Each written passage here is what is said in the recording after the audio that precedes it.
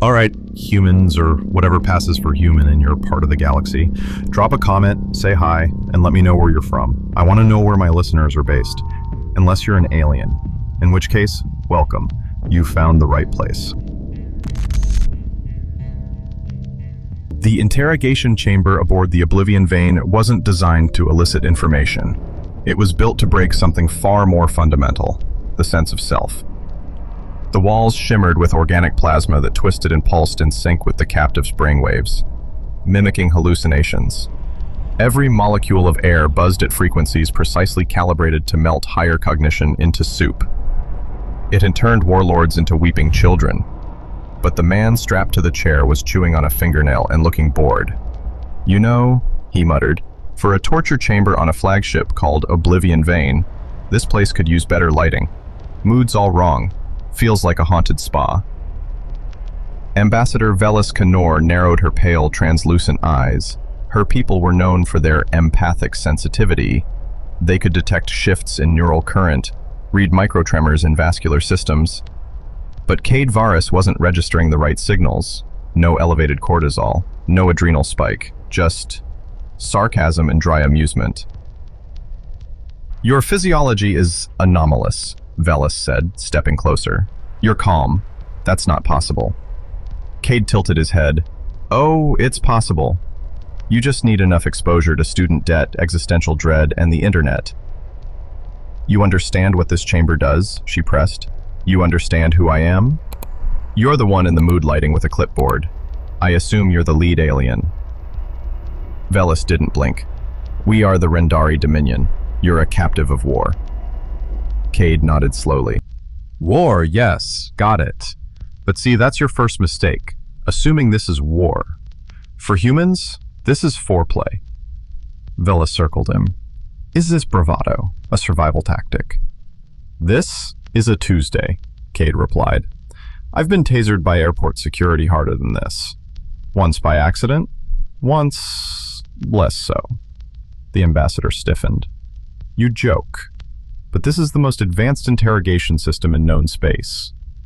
Cade leaned forward slightly, his voice dropping to a tone that made even the wall sensors pause. "Then you're gonna hate how this ends." He smiled, not smug, but dangerous, like a man who'd already read the last page of the book and knew it didn't end well for the villain. "You want to know why I'm not afraid? It's not a bluff, not a trick, not some breathing exercise I learned on a Himalayan retreat." He leaned back. "It's because I know something you don't." Velis tilted her head. "And what is that, human?" Cade's eyes flicked to the ceiling. "That countdown in my head? That's not nerves. That's synchronization.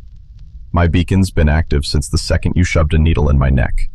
You've got, what, 90 seconds left before the Orcs Vanguard arrives?" Velis froze. "That's not possible. Communications were blocked." Cade's grin widened. "No, they weren't. You blocked your channels. Ours? Ours piggyback off your waste heat signatures. Humans have spent centuries figuring out how to get a signal through when someone doesn't want us to. You ever heard of the Nokia 3310? It could text God in a thunderstorm." Velis Canor didn't blink. Her species couldn't. But if she could, that would have been the moment. She stared at Cade Varus as if he'd just coughed up antimatter. "You're lying," she said flatly. "Your fleet is light years away. Our blockade ensures total isolation." Cade smirked. "No, see, your blockade is a lovely idea in theory, but humans don't do theory when it comes to survival. We do contingency, we do redundancy, and when that fails, we duct tape a satellite dish to a coffee machine and hope it sings." A low rumble rolled to the deck like distant thunder. Velis flinched slightly. The wall panels dimmed, flickered, then realigned themselves, defensive protocol booting up. Cade just exhaled. "That'll be the first kinetic wake. Probably the Darrow's Edge, maybe Saber Flight 3. Honestly, they tend to flip a coin over who gets to do the opening punch." "No," Velis said louder this time. "No Rendari ship has registered a human signature in this sector." Cade nodded. "Well, then you'll love this part. You didn't register us, because we weren't coming in through the sector." He leaned forward, eyes glinting. "We were already here, embedded, waiting. See, you call it paranoia, we call it Tuesday again." Another tremor pulsed through the chamber, this time stronger. Sirens chirped in the alien tongue, filtered through static. Velis tapped her wrist device. It refused to connect. She turned to the door. Locked. Reinforced. No signal in or out. "You're bluffing," she said, but her voice cracked on the last word. "You're all like this. Loud, unpredictable." "Oh, we're predictable," Cade replied. "Predictably insane. You corner a species that builds bombs before it builds plumbing. You don't get a strategy, you get a reaction. A desperate, insane, wildly successful reaction." He tilted his head. "Want to know what happens to empires that mistake our restraint for weakness?" Velis stepped back. "This can't be real." "No," Cade said, voice suddenly calm. "This is real. This is what happens when you try to break a species raised on Extinction Level Tuesdays. You don't interrogate humans. You wake them." The chamber lights cut out, all but a pulsing red glow now beating from the ceiling, matching the thrum of approaching drop pods. Velis turned sharply. Her breath caught in her throat. No air. Systems failing. A slow hiss crawled into the walls, and then silence. From behind the glass, a Rendari guard appeared, eyes wide. "Ambassador, perimeter breached. They're not using energy weapons. They're disassembling the hull with magnetic flux cutters." "That's not possible!" Velis snapped. "No species could breach the ship so quickly." "No species, but us," Cade said. The restraints unlatched with a hiss. Remote override from outside. He stood, straightened his jacket, and cracked his neck with a wince. "You know, I told them not to send the full unit. This was supposed to be a low-key extraction, but Command got emotional." He turned toward the door. "And humans? We get dangerous when we get emotional." Velis stared at him. For the first time in her professional career, a career spent watching beings unravel in rooms like this, she didn't know what to say. Cade paused as the red lights pulsed brighter. "Let me guess," he added. "You were expecting prey." He grinned, just a little. "You got us instead." The door slid open not with a hiss, but with a crunch, like the ship itself didn't agree with what was happening. Two human silhouettes stood in the breach, silhouetted by white light and smoke. One wore a breach suit still dripping with coolant. The other had a particle carbine slung lazily over his shoulder like it was a tennis racket. The one with the gun gave Cade a nod. "You always make friends wherever you go, don't you?" "You're late," Cade replied. "I was starting to bond." Velis stumbled back, her mind racing to connect dots that no longer obeyed logic. This wasn't how humans were supposed to operate. They were chaotic, yes, but not this organized, not this precise. She'd studied Earth's war records, and clearly, she'd underestimated all of them. The second soldier, a woman this time, stepped forward and looked at Velis. "Are you the lead on this floating horror show?" Velis said nothing. She was watching Cade, who was calmly pulling on his jacket like he'd just finished brunch. "Interrogator Velis Kainor," the soldier continued, "is a Rothi species.